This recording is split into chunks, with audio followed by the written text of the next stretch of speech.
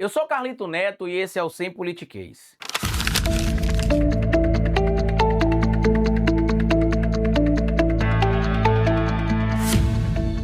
Na última terça-feira, uma operação policial no estado do Rio de Janeiro ganhou o noticiário não só do Brasil, mas também internacional. O motivo? Uma operação liderada ali pelo secretário Felipe Cury, que comanda parte das polícias ali do Rio de Janeiro, invadiu um complexo de favelas no Rio de Janeiro e ao fim da operação, 121 pessoas estavam mortas, incluindo 4 policiais, 2 civis, o Marcos e o Rodrigo Veloso, e 2 militares do BOPE, o Eber e o Cleito. E a justificativa que tanto o governador do Rio de Janeiro quanto o secretário Felipe Cury deram é que eles invadiram lá para poder prender o Doca, que era uma das lideranças do CV, inclusive não foi preso, tá? E que todo mundo que morreu nessa operação é bandido. E aí a gente começou a ter discussões sobre o que é que se deve fazer o Estado, o que é que se deve fazer a sociedade civil organizada, o que é que a direita defende, o que é que a esquerda defende. E aí prontamente vocês já imaginam para onde o debate foi, né? A extrema-direita, como sempre, levantou a tese de que nós, do campo da esquerda, estamos defendendo o bandido e que todos que morreram tinham anotações policiais. E aqui é interessante porque quando se fala em anotações policiais, isso é meio que aberto. Por quê? Um indivíduo, por exemplo, que comete um furto, que é um crime que não envolve violência e nem grave ameaça, ele tem uma anotação policial. Um ex-presidente da República que tenta dar um golpe de Estado, ele tem anotação policial. Milhares de pessoas que tentaram invadir o Palácio do Planalto, a sede dos Três Poderes em Brasília, e que foram presos e alguns já estão soltos, têm anotação policial. Por essa lógica, então, se a gente encontrar essas pessoas com anotação policial na rua, a gente deve atirar nelas? Evidentemente que não. Por quê?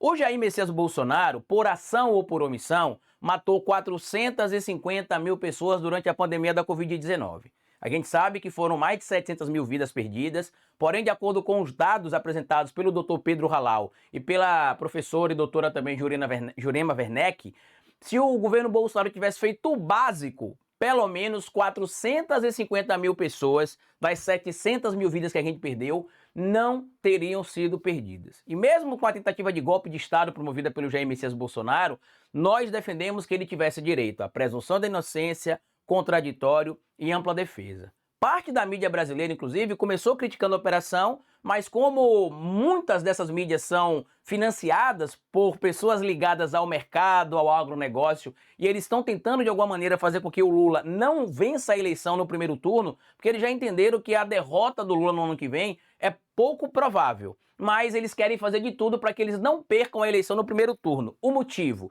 Todas as pesquisas que foram feitas recentemente mostram que o presidente Lula venceria todos os candidatos da direita no primeiro turno e até o Fernando Haddad, mesmo não vencendo a eleição contra todos no primeiro turno, venceria a eleição também no segundo turno em 2026. Então a atuação do mercado nesse momento é para tentar impedir que o Lula vença a eleição no primeiro turno, porque isso seria um estrago muito grande. Sem falar ali nas pretensões políticas também, tanto do secretário Felipe Cury quanto do governador Cláudio Castro. O Cláudio Castro quer ser candidato ao Senado no Rio de Janeiro e o secretário Felipe Cury quer ser candidato ao governo no lugar do Cláudio Castro. E aqui a gente entra num ponto importante que eu acho que é o que parte da mídia que está fazendo um trabalho sério está tentando trazer e parte da mídia que é comandada por esse mercado financeiro não quer que seja feita. O que separa a polícia do bandido é que um está do lado da lei e o outro está contra a lei. Vamos entender um ponto bem simples aqui. Parte dos vídeos que foram divulgados nas redes sociais ali para trazer informação do que teria fundamentado a operação no Rio de Janeiro mostravam ali as situações atrozes promovidas pelos criminosos ligados ao CV. Pessoas amarradas em carro e moto sendo arrastadas pelas ruas da comunidade, pessoas sendo agredidas, outras amarradas, outras tomando tiros ali, né, de forma sumária. E a operação da polícia se justifica não só por esse, mas por diversos outros motivos. Porém, não para fazer exatamente a mesma coisa que esses criminosos fizeram. E aqui tem um ponto importante que a gente precisa separar, que é o seguinte. Criminoso que morre em confronto com a polícia, onde ele estava atirando na polícia, pra azar dele aí, ele vai se encontrar com Deus ou com o capeta. Isso aí não tem o que fazer. A própria lei garante a legítima defesa para qualquer pessoa, em especial para o policial, porque inclusive a partir do artigo 23 do Código Penal, a gente tem os chamados excludentes de ilicitudes. E entre esses excludentes de ilicitudes, a gente tem ali, por exemplo, a reagir à injusta agressão ou no cumprimento do estrito dever legal, né? Tô com o nariz coçando aqui, só porque eu comecei a gravar esse vídeo. No cumprimento do estrito dever legal. Então, tudo que os policiais fizeram ali, ao reagirem aos disparos que foram proferidos contra eles, está correto. A crítica aqui não é aos indivíduos que morreram trocando tiro com a polícia. A crítica aqui que a gente tem feito é que a polícia não pode entrar na mesma barbárie do criminoso. Como assim, Carlito? Existem relatos de indivíduos que se entregaram e que foram executados pela polícia. E aí é onde a gente entra para fazer uma reflexão. Se parte dos vídeos que foram utilizados para fundamentar a operação trazia informação de que esses criminosos estavam promovendo o terror, inclusive com execuções sumárias nas comunidades, a polícia, quando entra lá, ao invés de prender esse criminoso, ela vai promover o mesmo. A partir do momento que a polícia descumpre a lei, ou seja, comete crime para alegar que está combatendo o crime, o que separa o criminoso do bandido é a farda. E é um ponto que a gente precisa trazer para a discussão aqui, porque o próprio policial precisa entender que ele está sendo utilizado nesse momento, lá no Rio de Janeiro, para poder produzir uma peça publicitária para o Cláudio Castro. Vocês lembram do caso Amarildo, por exemplo? Não, tem de tocar o terror, tem de fazer e acontecer. O que é que aconteceu com os policiais envolvidos no caso Amarildo? Alguns foram exonerados, outros foram presos, mas na época parte da opinião pública defendia que se teria de entrar ali e trocar tiro e fazer acontecer. Não especificamente no caso Amarildo. Mas eu digo o seguinte, entrar nas comunidades, matar bandido, fazer acontecer. Quando a polícia assume a mesma postura que os criminosos, existe o risco de nem mais o criminoso e nem mais o policial estar separado dentro do sistema legal da sociedade. Porque, volto a dizer, o que separa o bandido da polícia é que a polícia está do lado da lei e o bandido está contra a lei. E volto a dizer e vou repetir quantas vezes forem necessárias. Aqui não se trata de falar das mortes que aconteceram em confronto. Eu estou me referindo especificamente a pessoas que se renderam, que pela legislação brasileira têm o direito de serem julgadas. Por quê? No Brasil a gente não tem pena de morte instituída, salvo em casos de exceção. E também não adianta vocês trazerem para cá a discussão de que, mas para resolver no Brasil, a solução é ter pena de morte, a solução é ter prisão perpétua. Pesquisa aí que vocês vão saber que nos países do mundo que se tem prisão perpétua e que se tem, inclusive, pena de morte, você não tem redução de índices de violência por conta disso. Pesquisa aí como é, por exemplo, como são, né, por exemplo, os índices de violência na Arábia Saudita, no Irã, nos Estados Unidos da América e em outros países do mundo que tenham pena de morte, por exemplo. Não existe diretamente uma associação entre países que têm pena de morte e redução de violência. Em 2018, eu lembro que eu fiz um vídeo no meu canal, no YouTube, no Historiador, acho que foi 2018 ou 2019, acho que foi 2018 ou 2019, foi, para responder um comentário, inclusive, do Onyx Lorenzoni, né? E naquela época lá eu tinha feito uma pesquisa, eu descobri que dos 50 países mais violentos do mundo, 30 tinham pena de morte, ou seja, isso é um elemento claro que a pena de morte ou a prisão perpétua não quer dizer que isso vai levar à redução da violência. Por quê? Os crimes que geralmente implicam a pena de morte em alguns países são crimes cometidos por pessoas que aparentemente não estão mais preocupadas. Até porque, vamos lá, se você é um criminoso e está trocando tiro com alguém, você sabe que você pode morrer. Então você está preocupado se você vai ser preso e vai ser punido com a pena de morte? Acho que é meio óbvio que não, né? Então eu fui encontrar algumas alternativas para esse problema.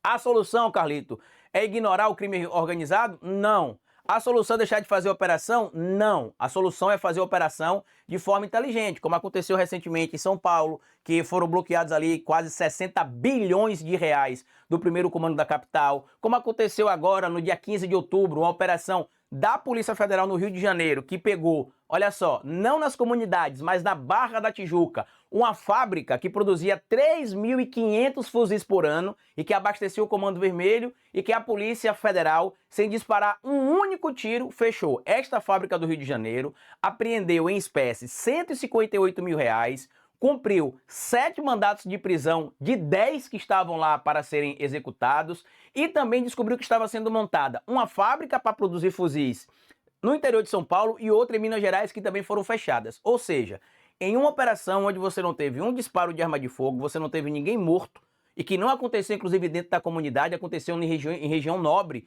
do Rio de Janeiro. Você teve ali a retirada, vamos pegar um cálculo médio de 3.500 fuzis ali, que deixaram de ser fabricados por ano, uma média ali de 10.500 fuzis por ano que saíram do mercado. Além disso, teve apreensão, como eu falei para vocês, em espécie, de cerca de 158 mil reais e o bloqueio de 40 milhões de reais de bens desses indivíduos que eram ligados também ao Comando Vermelho de alguma maneira. Teve outra operação que a polícia fez também no dia seguinte, acho que na quinta ou sexta-feira, que também chegou a desvios ali, que chegaram a 22 milhões de reais, que também abastecia o Comando Vermelho e, mais uma vez, sem disparar nenhum tiro e sem matar ninguém. Esta operação é uma operação bem sucedida, por quê? Conseguiu lograr êxito, tirou ali de circulação, porque não vai ser produzido, 10.500 fuzis aproximadamente, apreendeu 40 milhões de reais em bens, a mais 158 mil reais em dinheiro. Fora outra operação que já tinha acontecido em São Paulo, lá do primeiro comando da capital, que já tinha sido bloqueado, né? Se estima ali cerca de 60 bilhões de reais da facção criminosa. A pergunta que eu faço para você, que inclusive está defendendo tudo o que aconteceu, é o seguinte: você hoje consegue subir lá o Complexo da Penha, você consegue subir o Complexo do Alemão, você consegue subir o Complexo da Maré? O crime organizado deixou de existir no Rio de Janeiro? E outra pergunta, por que nenhum governador, nenhum dos governadores, nem o Flávio Bolsonaro, nem ninguém ligado à extrema-direita cita nada sobre milícias? Porque várias pesquisas mostram, por exemplo, que a milícia estava perdendo regiões para as facções criminosas. Então agora, com a saída da facção criminosa, se não tiver um trabalho contra as milícias voltam. E sabe o que eu achei interessante? Eu até coloquei isso na live que a gente fez aqui na última sexta-feira. Bolsonaro venceu em 90% das áreas eleitorais de domínio de milícia. O Cláudio Castro teve 60% dos votos nas áreas de domínio de milícia. Vários milicianos presos foram homenageados pelo Flávio Bolsonaro. O Adriano da Nóbrega, que era um miliciano conhecido do Rio de Janeiro, foi quem ensinou o Flávio Bolsonaro a atirar a pedido do Queiroz, e figura inclusive que tinha a mãe e a ex-esposa trabalhando no gabinete do Flávio Bolsonaro. Será que é por isso que eles não falam absolutamente nada sobre milícias, por exemplo, no Rio de Janeiro? Só fala das facções criminosas? Outro fator, por que querem tornar facções criminosas grupos de terror? Para que o Donald Trump consiga interferir no Brasil. Como assim, Carlito? Desde que aconteceu o 11 de setembro nos Estados Unidos da América, o Congresso americano não precisa autorizar ações dos Estados Unidos da América em países para eliminar terroristas ou narcoterroristas, como eles têm chamado. Só que eles são tão pouco inteligentes aqui no Brasil que a peça foi tão montada ali para, de novo, tentar fazer o Brasil ser subalternizado aos Estados Unidos da América, que aconteceu agora o reconhecimento por parte do Paraguai, e da Argentina, de que o PCC e o CV são narcoterroristas, né? E aí os bolsonaristas estão defendendo que o Brasil também reconheça eles como narcoterroristas. Por quê? Para que o Trump possa intervir militarmente no Brasil. Mais uma vez, eles deixando para lá a soberania nacional. Agora tem um ponto que eu achei interessante que a gente precisa discutir. Recentemente foi aprovado um projeto, inclusive encampado pela filha de um corrupto muito conhecido, Eduardo Cunha, a Dani Cunha, um projeto que basicamente libera os políticos a cometerem crime e ficarem pouco tempo afastados da vida pública. Como assim, Carlito? Hoje, se um político comete um crime, por exemplo, ele é condenado pelo crime, cumpre a pena, e aí tem a condenação de inelegibilidade. Depois que ele cumpre a pena dele, soma a inelegibilidade depois. Traduzindo, um indivíduo que se envolveu em atos de corrupção e foi condenado a 10 anos de prisão. Ele vai pegar os 10 anos de prisão e depois vai ter 8 anos de inelegibilidade. Ele vai ficar 10 anos sem poder concorrer a nada, porque ele perde os direitos políticos enquanto durarem os efeitos da condenação criminal transitada e julgada por ele, como estabelece o artigo 15, inciso 3º da Constituição. E aí, depois que acabam os efeitos dessa condenação, passa a ser contado ali, por exemplo, os 8 anos de inelegibilidade. Traduzindo, ele ficaria 18 anos fora da vida política.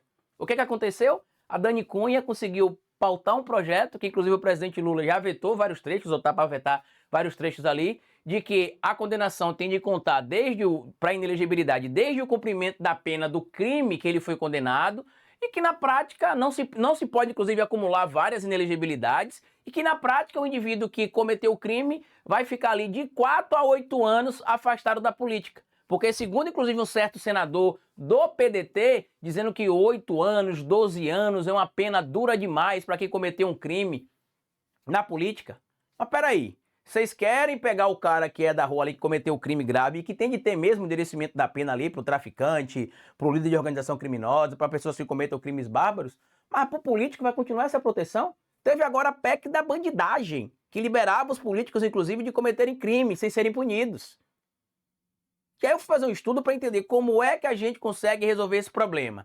Tem um material, inclusive, interessantíssimo envolvendo a Universidade de Pelotas e um projeto que foi colocado em prática em Pelotas, que, se não me falha a memória, o nome é Pacto Pelotas pela Paz, que mostrou que, por exemplo, com investimento em educação, em projetos sociais, em saúde, em melhor condição de vida para o cidadão de Pelotas e uma atuação junto com a assessor de segurança, você conseguiu reduzir índices, por exemplo, de assaltos, roubo a celular e criminalidade no geral. Já um outro dado importante que mostra que o caminho são em várias frentes, não é meramente invadindo comunidade, não é meramente fazendo o próprio bloqueio ali de recursos financeiros, mas sim em outras frentes, é que uma pesquisa feita em 2004 pelo INSPER, em parceria com a USP, eles dois se juntaram ali para fazer a pesquisa, né?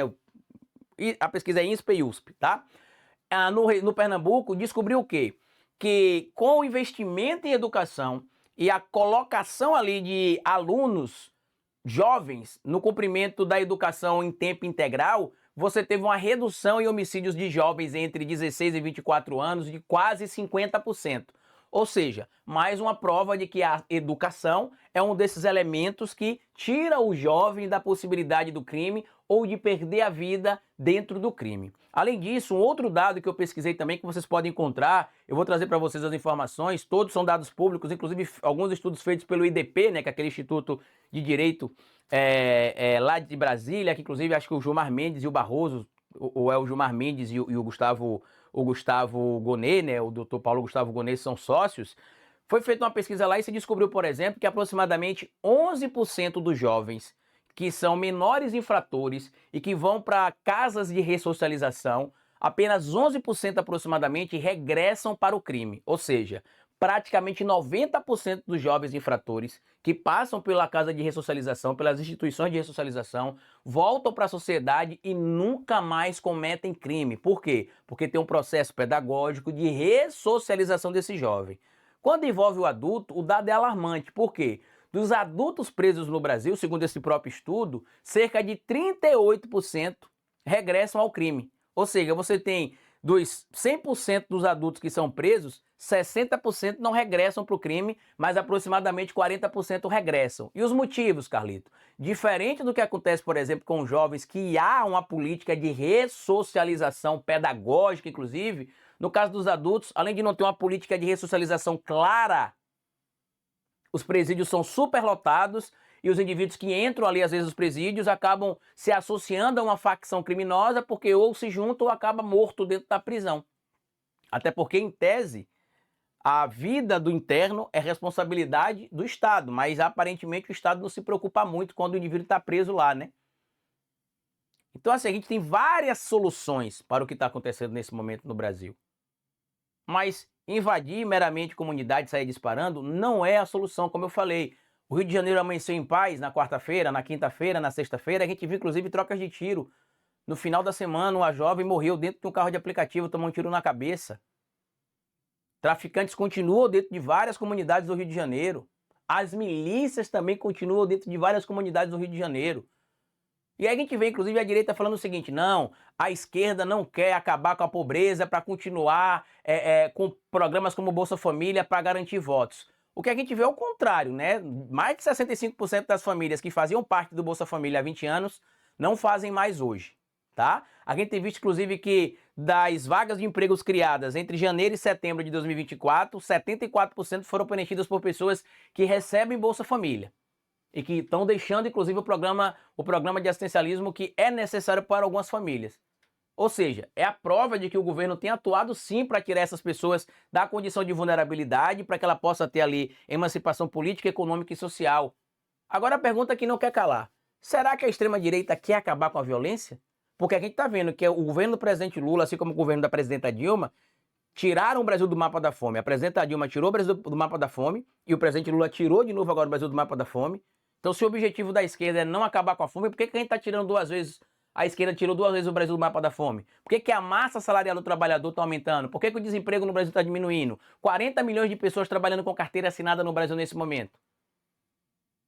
Agora, e o estado de São Paulo? Que desde a redemocratização, pelo menos é governado por pessoas ligadas à direita. O que é que está acontecendo com o estado de São Paulo? E outros estados do Brasil por aí? Não existe, meu amigo e minha amiga, uma única fórmula mágica. A solução, ela precisa vir em investimento em educação, investimento em saneamento básico, investimento no social, em oportunidade para os jovens e uma atuação inteligente e integrada das polícias. Você viu aí agora os governadores montando o tal consórcio da paz, né? E detalhe, foram para a reunião, segundo o Cláudio Castro, não ia ter politicagem, não queriam politicagem, foram para lá para o tal consórcio da paz. Não tem nada do consórcio da paz. E ainda questionaram que eles vão se juntar para ter uma ação integrada. O governo federal, desde 2016, se não me falha a memória, já tem o SUSP, que é um sistema integrado. E que todos os estados dos bolsonaristas que compareceram lá nessa reunião com o Cláudio Castro não participam. E o que é o SUSP, Carlito? É um sistema que compartilha informação de um estado para o outro. E o motivo que eles não fazem parte é porque, como existe um padrão de como o crime precisa ser informado para os dados serem unificados no SUSP, os governadores bolsonaristas que foram fazer aquela ceninha lá no Rio de Janeiro não querem fazer parte. Por quê? Porque alguns deles acabam manipulando os dados sobre violência em seus respectivos estados. Então, se você, assim como eu, fica revoltado com a relação do crime da sociedade, como realmente é difícil essa convivência com o crime, a gente tem de pensar em outras soluções. Como eu disse, mataram um monte de bagrinho. O Doca fugiu e os grandes líderes das facções criminosas não estão nos morros. A fábrica de fuzil não foi desmontada no morro. Os 300 quilos de uma certa droga que foi apreendida em um caminhão aí ligado a uma empresa que pertence supostamente à família de um senador bolsonarista, não foi apreendida dentro de uma comunidade. A gente precisa tomar cuidado. E quando a gente vê a polícia querendo assumir o lugar do criminoso, isso me preocupa. Porque a gente vira um bang-bang. O que me dá segurança em ir para a rua e encontrar um policial é saber que o policial não vai me matar. É saber que eu posso parar para falar com ele e que ele vai me ajudar, vai responder para mim o que a lei diz, vai me proteger dentro da lei. Se hoje você tem policiais dispostos a fazer a mesma coisa que os bandidos estão fazendo, a única coisa que separa um do outro é a farda. Então deixo aqui primeiro a minha solidariedade para todas as vítimas desse confronto, né? Familiares dos mortos nas comunidades, familiares dos policiais mortos, porque sim, a família acaba sofrendo e a polícia acaba sendo massa de manobra para interesses políticos. A dona Débora Veloso, mãe do Rodrigo Veloso, falou o seguinte: o policial que tinha 40 dias atuando oficialmente como policial civil e que já foi lá para a linha de frente no confronto com o CV, ela disse o seguinte: o infeliz do Cláudio Castro sabia que a polícia não tinha condições de enfrentar o CV. O meu filho só tinha 40 dias de corporação. E aí eu vou perguntar para você, você realmente acha que o Cláudio Castro não sabia do poderio bélico do CV? E que se tivesse deixado de querer fazer politicagem, tivesse procurado o governo federal para fazer uma atuação conjunta, o resultado poderia ser outro?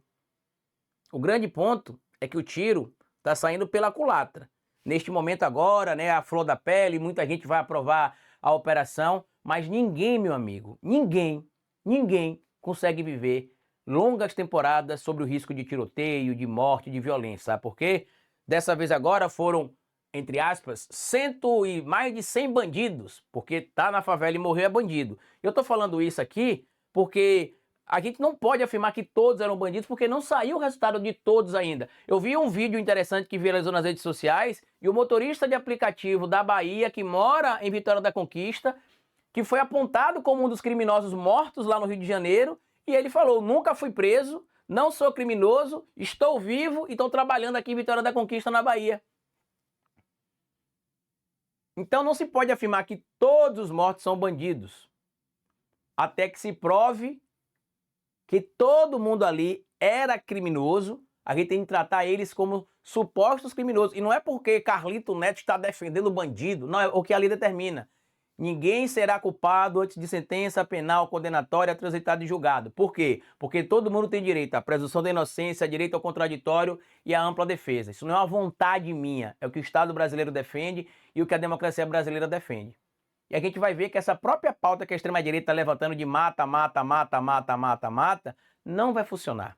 Lá em 2021 ou 2022, eu alertei do perigo do Nayib Bukele e de tentarem trazer para o Brasil essa ideia. Inclusive, vocês não viram ainda um outro ponto. Tem a parte cinematográfica que vocês não pegaram ainda, das peças que o Bukele produz. E que se chegar aqui no Brasil, vocês vão ver o que vai acontecer.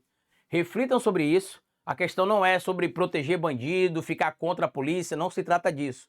A questão é estar do lado da lei, porque quem está no crime está contra a lei. E quem está do lado de cá, como eu estou e como vocês estão, nós estamos do lado da lei. E como pessoas que atuam do lado da lei, a gente não pode achar normal normalizar o crime, seja por parte dos bandidos, seja por parte de policiais, que eu entendo toda a angústia, toda a revolta que tem, mas é preparado e é treinado para atuar dentro da lei. A partir do momento que o policial cruza a linha, o que separa ele, como eu disse e vou repetir aqui, do bandido é a farda, tá certo?